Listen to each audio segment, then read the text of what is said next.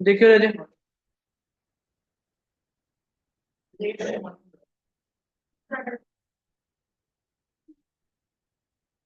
Exercise 21 देखियो। बिल्कुल उसी तरह का क्वेश्चन जिदा तुसी लास्ट क्लास कीता। ਤੁਹਾਨੂੰ ਗਿਵਨ ਆ sales 90 lakh at 3 months credit, material consumed given ਆ, ਨਾਲ ਲਿਖਿਆ 1.5 ਮੰਥਸ ਕ੍ਰੈਡਿਟ ਸਪਲਾਇਰ ਦਿੰਦਾ, ਮਤਲਬ ਕ੍ਰੈਡਿਟਰਸ ਦਾ ਪੁਆਇੰਟ ਇੱਥੋਂ ਕਰਨਾ। ਠੀਕ ਹੈ, ਔਰ ਉੱਪਰ ਡੈਟਰਸ ਦਾ ਪੁਆਇੰਟ ਸੇਲਸ ਦੇ ਨਾਲ ਕਰਨਾ। ਓਕੇ, ਵੇਜਿਸ ਦੇ ਨਾਲ ਲਿਖਿਆ 1 ਮੰਥ ਇਨ ਏਰੀਅਰ, ਕਰੰਟ ਐਸੇਟ ਜਾਂ ਲਾਇਬਿਲਿਟੀ? ਲਾਇਬਿਲਿਟੀ।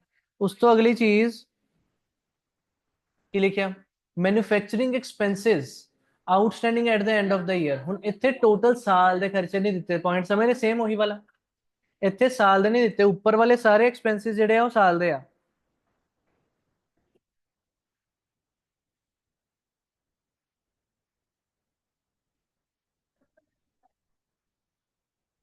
ਉੱਪਰ ਵਾਲੇ ਜਿਹੜੇ ਐਕਸਪੈਂਸਿਸ ਆ, ਚਾਹੇ ਵੇਜਿਸ ਆ, ਮਟੀਰੀਅਲ ਆ, ਉਹ ਸਾਰੇ ਕੀ ਆ? ਸਾਲ ਦੇ ਆ। ਉਹ ਚੋਂ ਅਸੀਂ ਮੰਥਸ ਐਂਡ ਆਲ ਖੁਦ ਲਗਾਏ। ਠੀਕ ਹੈ, ਬਟ ਜਿਹੜਾ ਆ ਵਾਲਾ ਖਰਚਾ ਆ, ਇਹ ਤੁਹਾਨੂੰ ਦਿੱਤਾ ਹੀ ਕੀ ਆ? ਆਊਟਸਟੈਂਡਿੰਗ। ਆਊਟਸਟੈਂਡਿੰਗ ਅਗਰ ਐਕਸਪੈਂਸ ਗਿਵਨ ਆ, ਮੀਨਸ ਇਹ ਜਿੰਨਾ ਸਾਡਾ ਆਊਟਸਟੈਂਡਿੰਗ ਰਹਿੰਦਾ ਇਸ ਪਰ ਸ਼ੋ ਆ, ਔਰ ਕਿੰਨਾ ਆਊਟਸਟੈਂਡਿੰਗ ਉਹ ਨੀਚੇ ਲਿਖਿਆ 1 month in arrear, means these expenses are for 1 month, तो ਸਾਲ ਦਾ ਬਣਾਓਗੇ।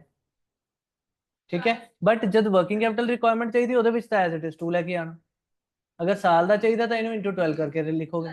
ਠੀਕ ਹੈ, ਟੋਟਲ ਐਡਮਿਨਿਸਟ੍ਰੇਸ਼ਨ ਐਕਸਪੈਂਸ ਹੁਣੇ ਪੂਰੇ ਆ ਸਾਲ ਦੇ, ਇਹਦੇ ਵਿੱਚ 1 ਮੰਥ ਇਨ ਏਰੀਅਰ ਲਿਖਿਆ ਐਚ ਵੀ।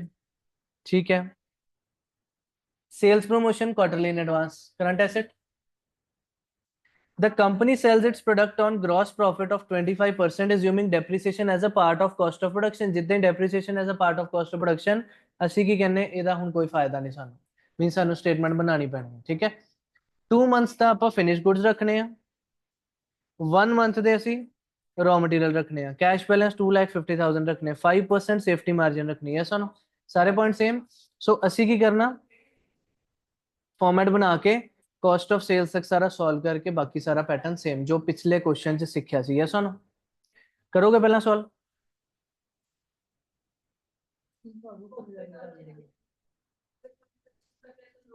ठीक है, कॉस्ट ऑफ सेल्स तक एक बार कैलकुलेशन दस दो फर्स्ट।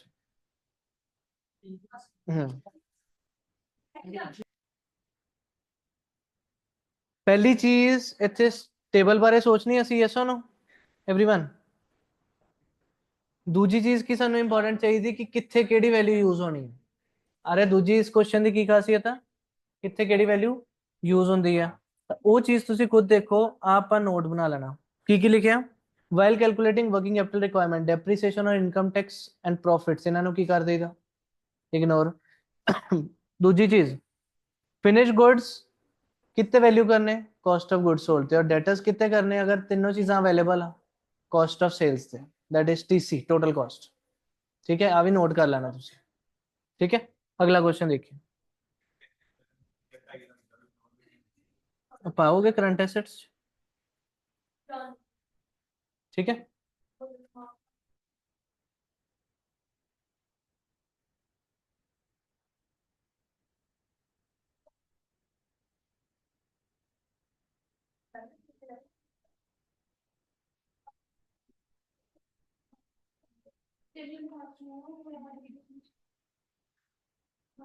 क्वेश्चन कटो रजे। हाँ, एक्सरसाइज 26 या 27 होनी अलग अलग बुक्स च।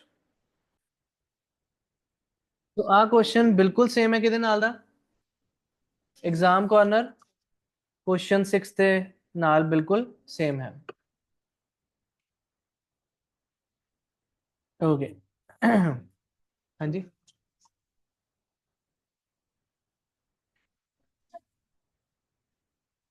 इधर थोड़ी 3 काउंट कर लेने से।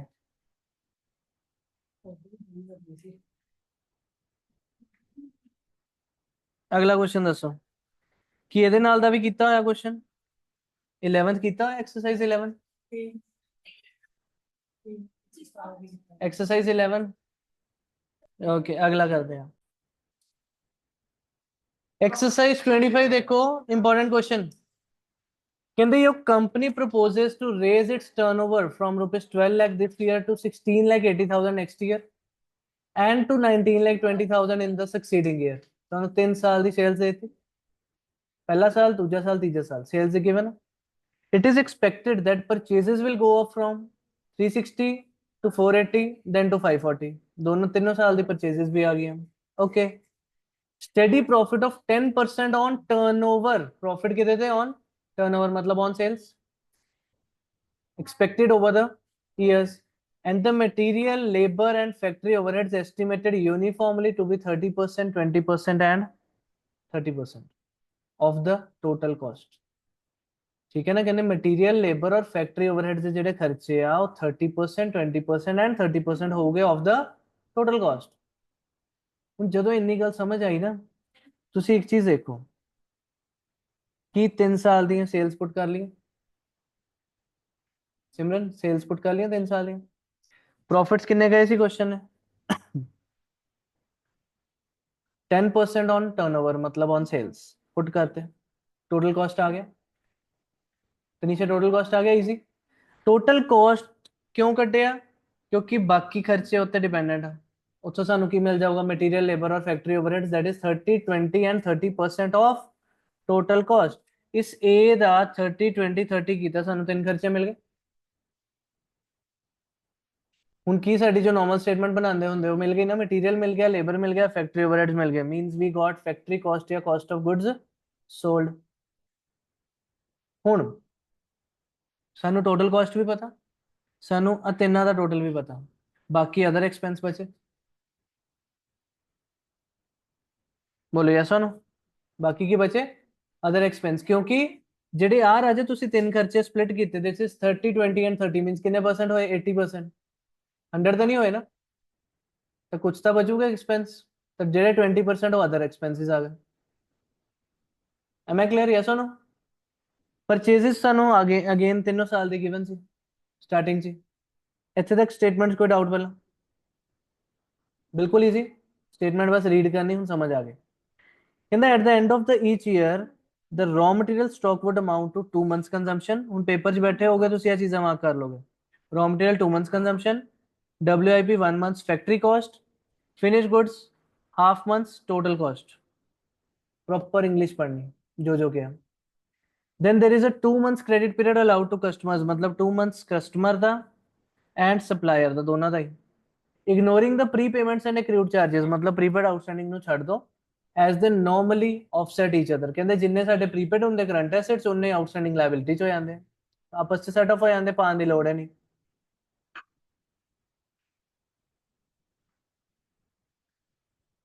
work out an estimate of working capital requirement for this year as well as the next 2 years। ठीक है, ਹੁਣ ਕੀ ਕਰਨਾ, ਸਾਡੇ ਕੋਲ ਪਹਿਲੀ ਸਟੇਟਮੈਂਟ ਆ ਗਈ, ਤਾਂ ਹੁਣ ਤੁਸੀਂ ਮੰਥਸ ਦਾ ਡਾਟਾ ਯੂਜ਼ ਕਰਕੇ ਕੀ ਨੀਚੇ ਵਰਕਿੰਗ ਕੈਪੀਟਲ ਰਿਕੁਆਇਰਮੈਂਟ ਬਣਾ ਸਕਦੇ ਨੇ।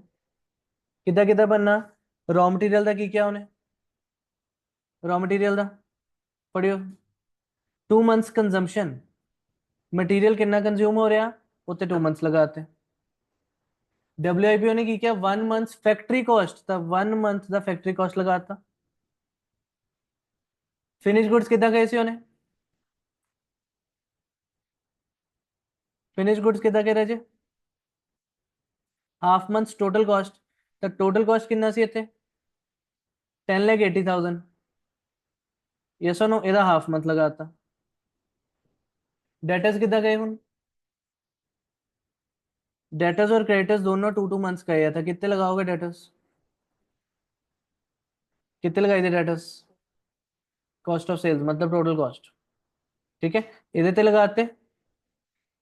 और क्रेडिटर्स, क्रेडिटर्स कितने लगने, परचेजेस थे,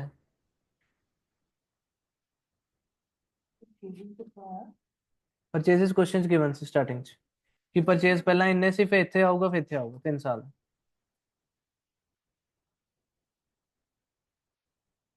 क्लियर है।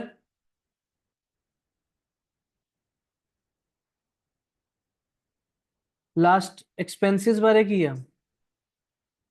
ਹੁਣ क्वेश्चन इस क्वेश्चन च स्टार पा के तुसी लिखोगे कि assumption है कि जिन्ने भी ਤੁਹਾਡੇ expenses है ना ਉਹ ਚ 1 ਮੰਥ ਐਕਸਪੈਂਸ ਕੀ ਬੰਦੇ ਤੁਹਾਡੇ ਕੈਸ਼ ਮੇਨਟੇਨ ਕਰਦੇ ਹੋ।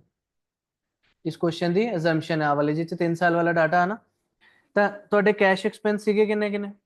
ਦੇਖੋ ਇੱਕ ਐਕਸਪੈਂਸ ਸੀਗਾ ਤੁਹਾਡਾ, ਨਾ ਦੇਖੋ 216 324 216 ਐਕਸਪੈਂਸਿਸ, ਇਹਨਾਂ ਤੇ 1 ਮੰਥ ਦਾ ਅਜ਼ੰਪਸ਼ਨ ਲੱਗਦੀ ਇਸ ਕੁਐਸਚਨ ਚ। ਤਾਂ ਤੁਹਾਡੇ ਕੋਲ ਕੀ ਆ ਜਾਊਗਾ, ਕੈਸ਼। ਕਰੰਟ ਐਸੈਟਸ ਮਿਲ ਗਏ, ਲਾਇਬਿਲਿਟੀਜ਼ ਮਿਲ ਗਈ, ਵਰਕਿੰਗ ਕੈਪੀਟਲ ਰਿਕੁਆਇਰਮੈਂਟ ਆ ਗਈ।